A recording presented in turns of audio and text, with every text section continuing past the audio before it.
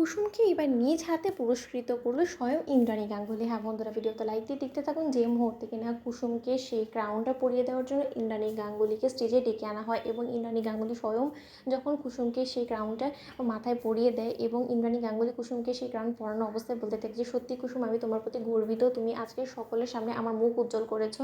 অন্যদিকে কুসুম বলতে থাকে যে দেবীমা, এটা আমার স্বপ্ন ছিল যে আমি কোনো একদিন আমার কোনো একটা কাজ দিয়ে আমি আপনার মুখ উজ্জ্বল করব এবং আপনার মুখ থেকে আমার একটু হলেও প্রশংসা শুনবো। আজকে যে আমি এতটুকু অবধি এগোতে পেরেছি, এই সকল কিছুর জন্য অবশ্যই ঈশানবাবু এবং আয়ুষবাবুকে ধন্যবাদ না দিলেই নয়, কারণ আমি হয়তো বা এত বড় দুঃসাহসটা কোনোভাবেই করতে পারতাম না যদি তারা আমাকে সাহস না জোগাতো, যদি আমার সেই হারানো আত্মবিশ্বাসটা তারা আমাকে না ফিরিয়ে দিত। ঠিক সেই মুহূর্তেই যখন ইন্দ্রাণী গাঙ্গুলি বলতে থাকে যে যেই হোক না কেন, যেই তোমাকে হেল্প করুক না কেন, কিন্তু তার কৃতিত্ব তোমারই সব থেকে বেশি, কারণ তুমি যদি সাহস করে স্টেজে না আসতে এবং তুমি যদি ভয় পেয়ে পরিস্থিতি থেকে পালিয়ে যেতে, তাহলে হয়তো বা লোক লজ্জা আর ভয়ে আমার মাথা কাটা যেত। অন্যদিকে এই কথা বলা মাত্রই অবশেষে সেই ক্রাউনটা নিয়ে পুরস্কৃত হওয়ার পরবর্তীতে যখন আয়ুষ এবং ঈশান গিয়ে দেবলীনাকে বলতে থাকে যে কি দেবলীনা ম্যাডাম, কোথায় যাচ্ছ বলো তো, পালাচ্ছ কোথায়? এখন তো সবে মাত্র সন্ধে শুরু হয়েছে, এখনও তো আগে আগে অনেক কিছু দেখার বাকি আছে, তো তাড়াতাড়ি এখান থেকে বিদায় নিলে হবে বলো তো।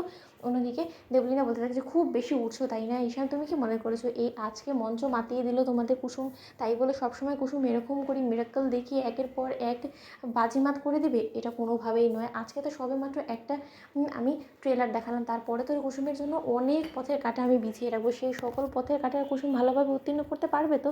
অন্যদিকে আয়ুষ বলতে থাকে যে আল বাদ পারবে। দেবলীনা ঠিক সেই মুহূর্তে ঈশান বলতে থাকে যে কি দেবলীনা, তোমার নিশ্চয়ই চক্ষু চড়ক গাছ হয়ে গেছে, তুমি সেটাই ভাবছো যে আয়ুষ ভাইদা কী করে তোমার বিরুদ্ধে চলে গেল, যেই কিনা আমাকে উল্টো মিথ্যাবাদী প্রমাণ করতে উঠে পড়ে লেগেছিল, আমাকে মিথ্যাবাদী ভেবে নিয়েছিল। আসলে আয়ুষ ভাইদারও চোখ খুলে গিয়েছে তোমার এই কর্মকাণ্ডগুলো দেখে, এবং সকলেই কিছুক্ষণ বাদেই জানতে পেরে যাবে যে এই গোটা চক্রান্তটা কার করা ছিল।